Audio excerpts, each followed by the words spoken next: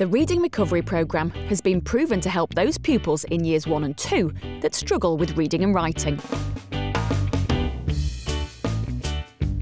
It helped me read for my reading tests and helped me read for everyday life, and if I didn't do it then I couldn't do that now. Only a handful of pupils can be in the programme at any one time, and it involves an intensive one-to-one session with a specially trained teacher that runs daily for up to 20 weeks. At the end of that period, 80% of pupils will have reached the same literacy level as their class peers. When I went back to the classroom, the difference was that I would feel more confident reading to the teachers. You learn what to do, learn things you don't really know, and that's what's fun. It works, but it is costly, up to £2,500 per pupil. And what does that say? Is this value for money? And can reading recovery play a role in wider aspects of literacy within a school? It's hard to imagine where we'd be if we hadn't had reading recovery, because the impact has been so profound, and profound not just for the individual children who've been part of the programme, but profound for everyone who's worked in the school.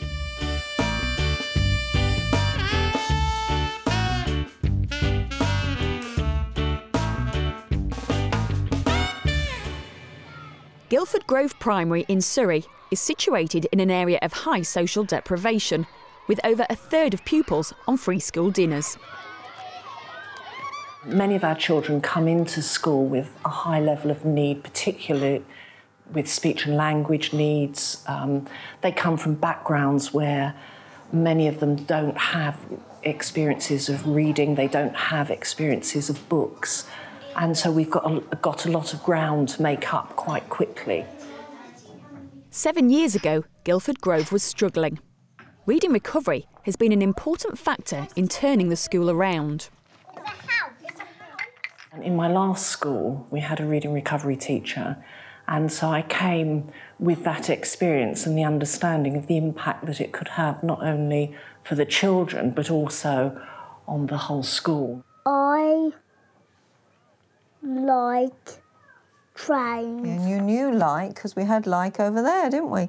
I was so convinced that the outcomes for children would be significantly enhanced by having the programme at school that I was determined to find money in the budget to pay for it. What's your story about that you're reading in class? Friday. Oh, that's Orange. You're reading Orange, are you? Sit here.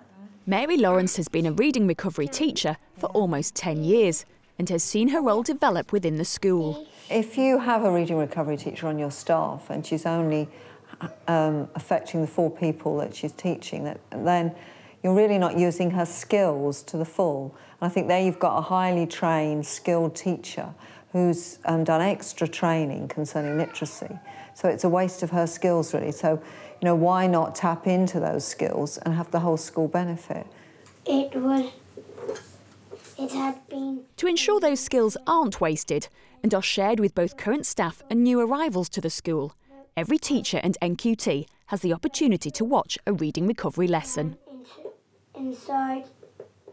By watching the reading recovery teacher, they're watching higher order teaching skills. They're watching intervening at the point of learning. She said elephant. Well, and through that observation, we think they start taking that back into their classrooms and they start using that skill when they're working one-to-ones or in small groups with the children in their class. To save their toys. Well done. Get your reading finger. What does that say? Other. The other children are working in the class. Other. Just watching him breaking down the word other and seeing how he broke it down. There are times when he'll say to me, "Oh, I can't read that," or "I don't know," when actually I can see now that actually he can do a lot more than he's letting on. Because you know that TH says th, and you know that ER says. So when we put them together, this is the tricky bit, isn't it? Because it's other. We don't say O or O. We say other. You don't often get to observe your own children in your class, so it was really helpful to kind of see Liam doing something that he's enjoying and being quite confident, and even picking up the phrases of, you know, well fixed, and sort of seeing him do that, and you're just modelling it really is very helpful actually. And what does that say? Elf. Yeah, that's right. Okay, well done. That's why I sometimes get glitter fingers. I see it as essential because the whole point of the reading recovery is it's a short, accelerated programme, and what you want is the children to transfer those skills back into the classroom setting, so it's essential. So it means that the teacher's on the same page. There's a word there you might want to fix. You read, Jamie, the pavement. The school understood early on the value of getting parents involved, and they are also offered the chance to watch their child during a lesson. After the seagull. Well done. There's less and less guessing. Yes. And he's looking accurately. He's actually trying. Yeah. That's lovely. One of the phrases I use that you can use at home if he finds a word a bit tricky, what we say is get your lips ready for the first sounds, and you hear me saying that. Right. And he knows that. How did you know that wasn't come? It is can. How did you know? You read come, and then you carried on, and then I saw you think, and you went back and you fixed it. How did you know it wasn't come? Because after the car, it's an or. It is. And you thought, no, that doesn't look right for come, doesn't it? That's what good readers do. They begin to look and check. And you fixed it for yourself because you went back and you thought, no, that isn't come. That's what I like to see. Well done.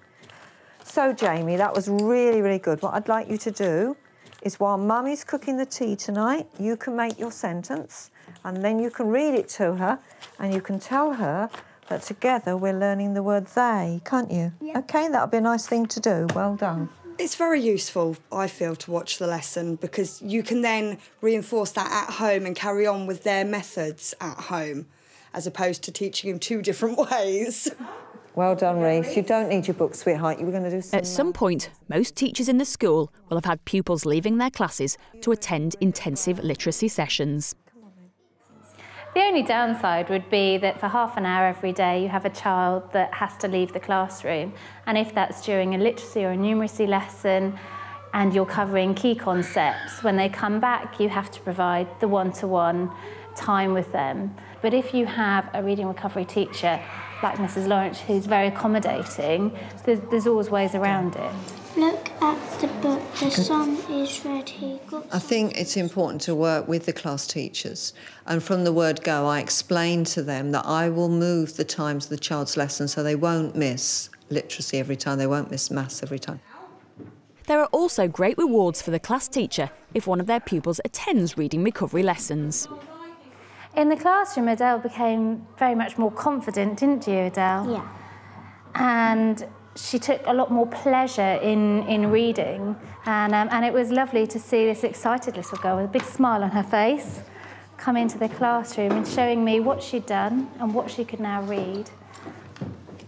I think it has a knock-on effect throughout the curriculum that they are more confident. They feel that they can access other learning because it's a kind of mindset, well, I've been successful at that, so maybe I can do this. And so their whole confidence level and therefore their self-esteem is raised.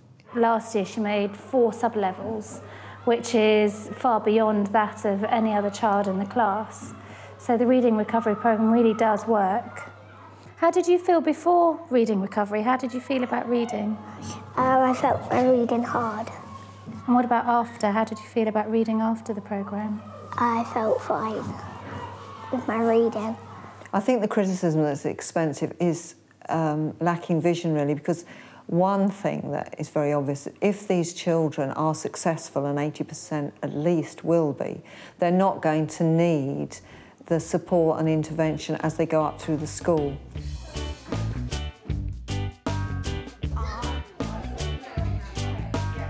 The school's focus on reading has mushroomed, and now on top of the literacy hour, they have an additional daily half hour of group reading in every class.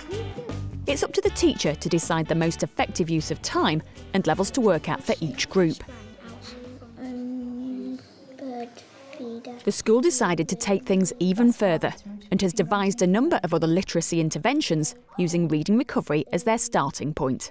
About 3 years ago, we also started to think about taking the principles of reading recovery into the junior department in the school. and we looked at developing a reading intervention programme that would support readers who are still, say, struggling a little bit in the lower part of the juniors. And the reading recovery teacher developed a programme which could be taught by a teaching assistant that she trained.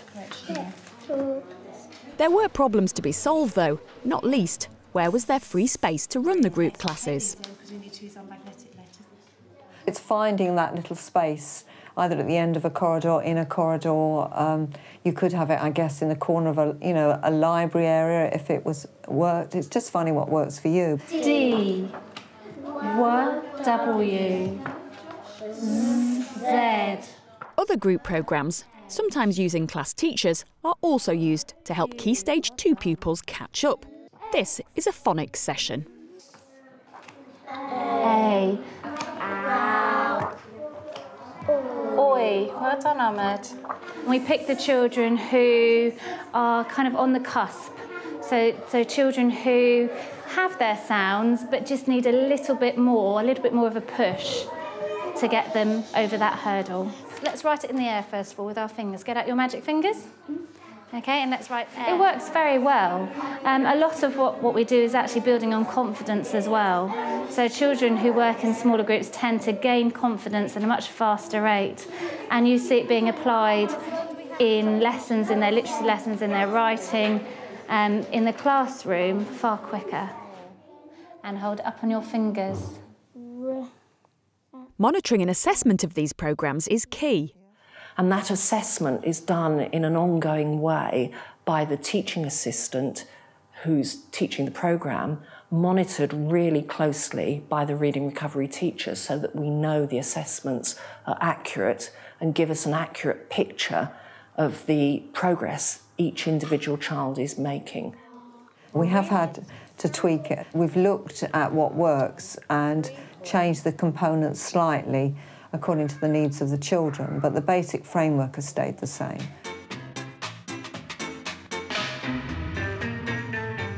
Mary also keeps a close eye on the reading recovery pupils once they leave the programme.